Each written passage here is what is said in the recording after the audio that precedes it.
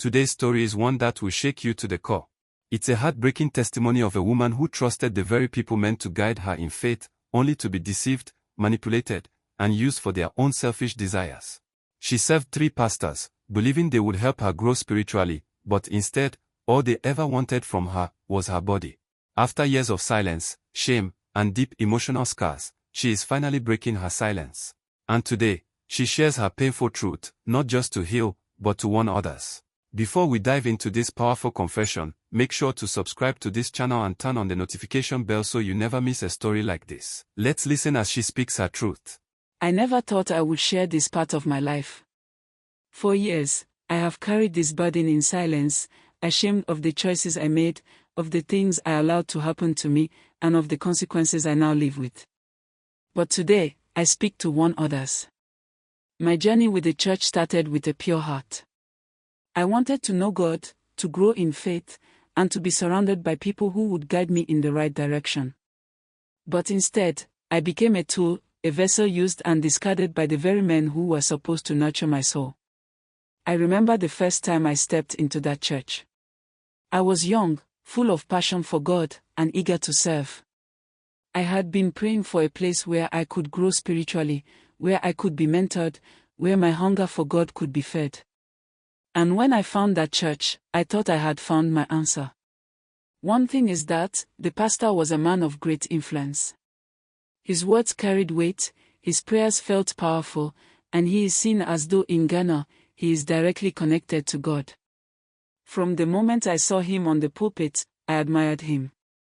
I wanted to learn from him, to sit under his teachings, to become someone who was strong in the Lord just like he was. One thing is that I can say he noticed me early on. At first, it was little things, a handshake after service, a warm smile, asking for my name. I felt special whenever he spoke to me, as if God had placed me in his heart for a reason. It all started with one Sunday after service. He pulled me aside. His tone was gentle, almost fatherly. Where he told me that there's something special about me, and he can see that God has great plans for your life. To tell you the honest truth, I felt my heart swell with excitement. To be recognized by a man of God, to be told that I had a purpose, it was everything I had been praying for. That day, he invited me to be part of his personal prayer group, a small circle of people who gathered weekly to pray with him. I felt honored. Not everyone was invited to be close to the pastor. This was a rare opportunity, and I believed it was God's way of drawing me deeper into ministry. The thing is that, the prayer group met once a week, but my relationship with the pastor quickly became more personal. He would send me messages, asking how I was doing, encouraging me to stay strong in my faith. Then, he started calling me. At first, our conversations were about prayer, about God, about the things he saw in me spiritually. But with time, his words became softer, more personal. He would ask about my past, my struggles, my dreams. He made me feel understood. Then, he began taking me to programs. Whenever he was invited to minister at different churches, he would choose a few people from the prayer group to accompany him. It started with a group of us, his assistants, some prayer warriors, and myself. But soon, I noticed that I was always among those selected. Sometimes, the others would not be part of the travel. Sometimes, it would just be me and him. I told myself that it was because he trusted me, that he saw me as someone reliable. I didn't see the pattern forming. I didn't see what he was doing. It happened at one of those programs. We had traveled to Kumasi where he was invited to preach at a 3-day revival. As usual, there were other workers with us, his assistant pastor, his protocol team, and a few members of the church. On the first night, everything was normal. The service was powerful, and after it ended, we returned to the hotel where rooms had been arranged for everyone. I was sharing a room with another female church worker. But on the second night, something changed. After the evening session, we returned to the hotel, and I noticed that the usual people were not around. The assistant pastor had gone back to the city to handle some church matters. The protocol team had taken a late-night bus because they had other engagements. Even the woman I was supposed to share a room with had suddenly left, saying she needed to return home for an emergency. Honestly, I was confused. Everything had happened so suddenly, and I found myself alone in the hotel. Then, the pastor called me to his room. I hesitated at first. It was late, and I didn't think I had any reason to be there. But he insisted, saying we needed to pray before the final service the next day. When I walked into his room, I immediately felt something was different. The room was quiet, and he was dressed casually, unlike the usual man of God I was used to seeing. He asked me to sit, and we began to talk. It started with a prayer, but soon, the conversation turned personal. He told me how much he admired me, how much he had seen me grow, how he felt drawn to me. I remember he telling me that God places people in our lives for a reason, and for him, he believes I was meant to be close to him. My heart was racing. I didn't know what to say. I had never been in this position before. Then, he moved closer. At that moment, every alarm in my head was going off, but I was frozen. This was my spiritual father, my mentor. I had trusted him with my soul. And now, he was looking at me in a way no pastor ever should. He then told me that he loves me. And that he has been fighting it for so long, but he can't deny it anymore. Honestly, you can blame me and I will understand that I should have left. I should have stood up and walked out. But I didn't. I stood so low when it comes to thinking, and I felt that maybe I was meant to be special to him in a way that no one else was. And that night, in that hotel room, I lost a part of myself. He made love to me that night over and over again. I told myself it was love. I told myself it was spiritual. You see, the next morning, I expected him to regret it, to sit me down and tell me it was a mistake. But he didn't. Instead, he acted as though nothing had happened. At the final service, he preached with power, laid hands on people, performed miracles.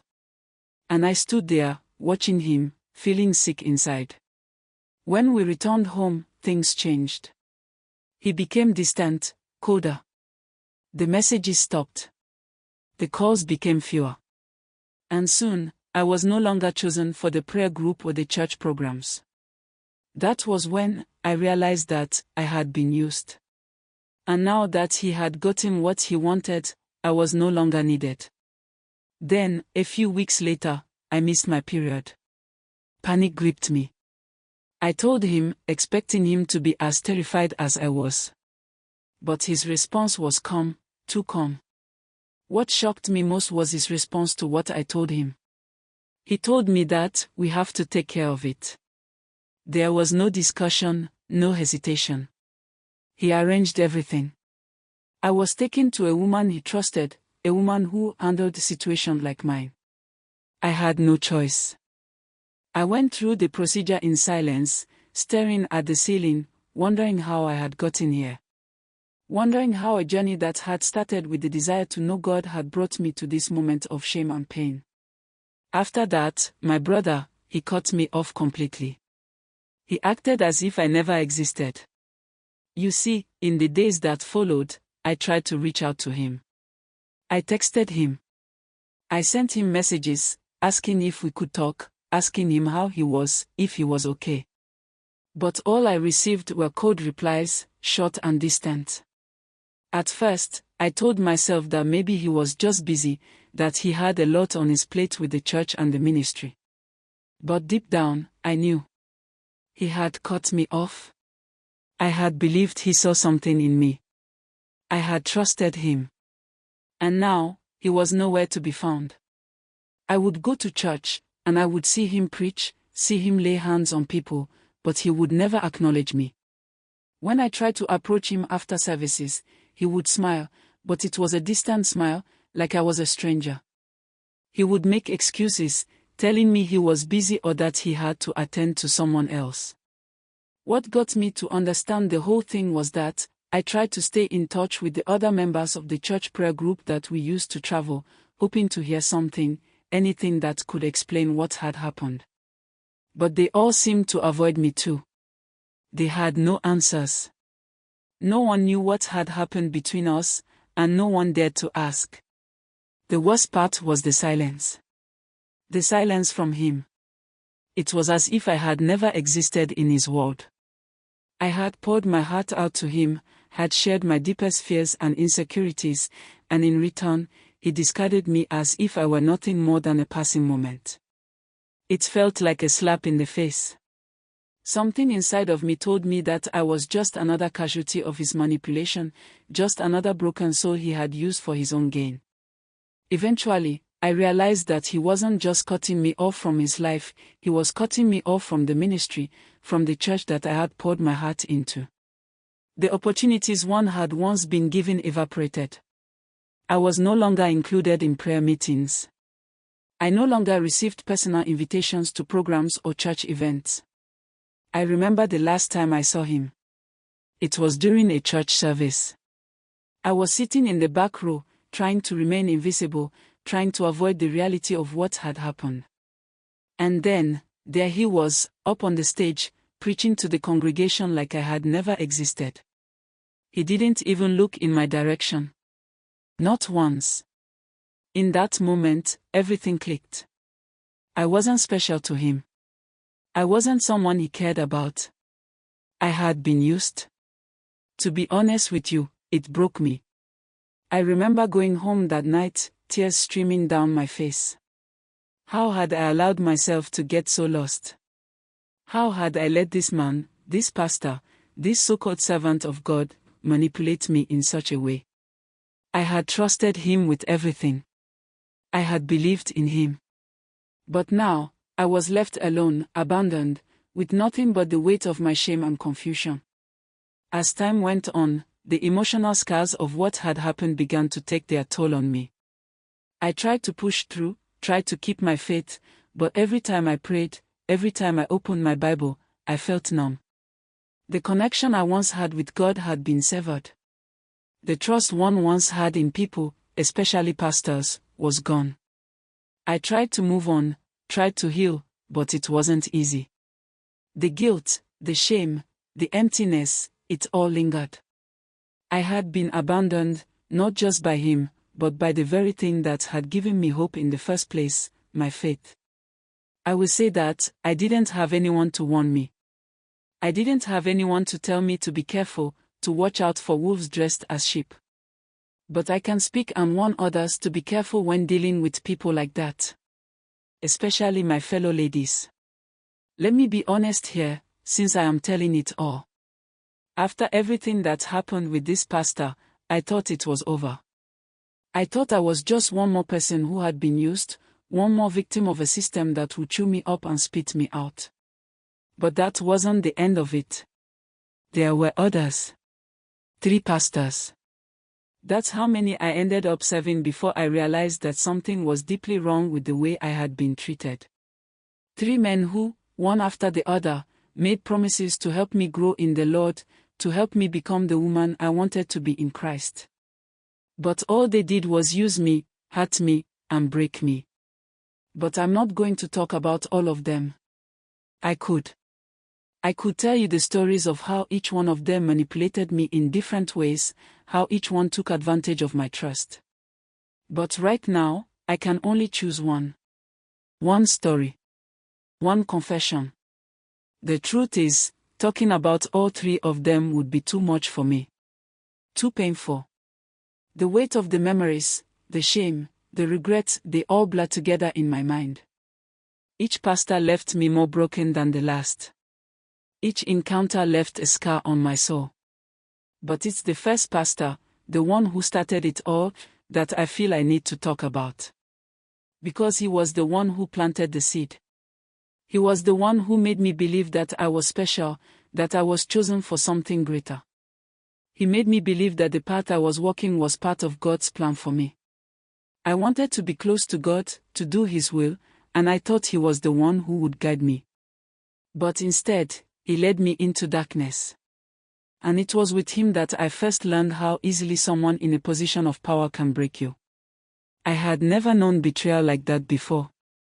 His lies, his false promises, they left me numb. But it wasn't just the betrayal that hurt. It was the manipulation, the way he made me feel like it was my fault, like I had somehow led him to do what he did. I stayed quiet for a long time, telling myself that maybe I was the one at fault. Maybe I had given him the wrong impression. But the more I reflected, the more I realized that it wasn't me, it was him. He used his position, his power, to exploit me, to make me believe that I was giving myself to him for the right reasons. And I know there are other women out there who have experienced similar things, who have been hurt in the same way. And I want them to know that they are not alone. I want them to understand that this is not their fault. The ones who hurt us, the ones who manipulated us, they are the ones who should feel ashamed, not us. It's painful to tell this story, to relive everything that happened. But I know I have to. And I hope, by sharing this truth, I can finally find the strength to move forward. I hope it can serve as a warning to others, and I hope that one day, when I look back on this moment, I can say that it was the first step toward healing, toward reclaiming the life that was stolen from me. This is my truth. And I will not hide it any longer. So my brother, when it happened like that, I left the church, broken, confused, and lost. But what I didn't know then was that this was only the beginning of my downfall. To find out what happens next, make sure to watch out for the next episode. You don't want to miss the shocking revelation still to come. What you've just heard is only part of her journey, but what happened next will leave you speechless. If this story touches you in any way, please give it a thumbs up and share it with someone who needs to hear it. How did she deal with the pain? Did she ever find true healing? And what about the man she loves? Will she be able to have a family after everything she's been through? And before we go, let this be a lesson: not everyone who stands on the altar is truly called by God. Be vigilant, be discerning, and never allow anyone, no matter their title, to manipulate your faith for their selfish desires. If you or someone you know has been through something similar, know that you are not alone. Healing is possible, and your voice matters. If this story moved you, please like this video, share it, and most importantly, subscribe to this channel and turn on the notification bell so you don't miss part 2 of this emotional confession. Thank you for watching, and until next time, stay strong and stay aware.